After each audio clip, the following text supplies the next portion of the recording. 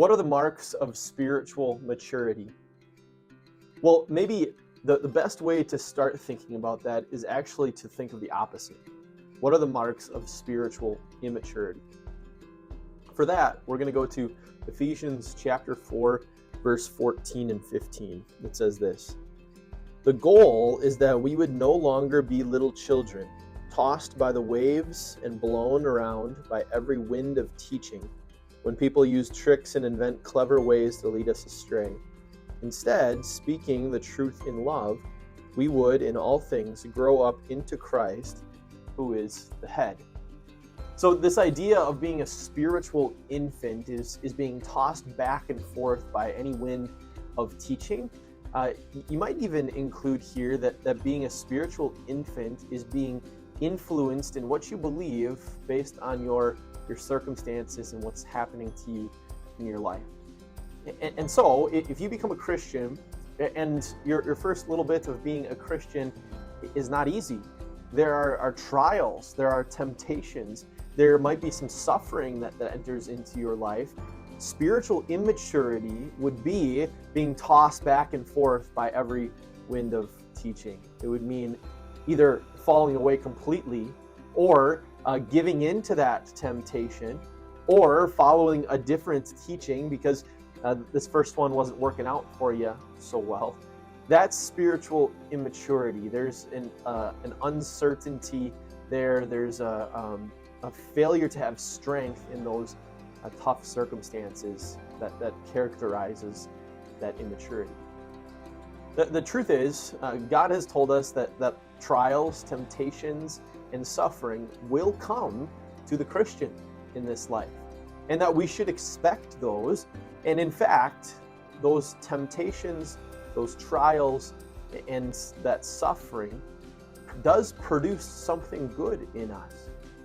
When you face those temptations and trials and suffering with the Word of God, when you face those holding tightly onto the Word of God, then, and only then, will you grow in your maturity. You will be patient and you will endure. You will grow in, combine those two, patient endurance, which is what James is going to tell us in his very first chapter, verses 2 through 4. James says this: "Consider it a complete joy, my brothers, whenever you fall into various kinds of trials, because you know that the testing of your faith produces patient endurance. And let patient endurance finish its work, so that you may be mature and complete, not lacking anything." It's kind of a countercultural way to look at suffering and trials and temptations. He says, consider that a joy. In fact, ready yourself for that. Be ready for the fact that you're going to face these things, and do it with a smile on your face, so to speak, with joy, because God tells you that this is going to come for you, and you are bearing the cross that Jesus is giving you here. The other thing that it says is that this testing of your faith, it will produce something in you. It will produce patient endurance.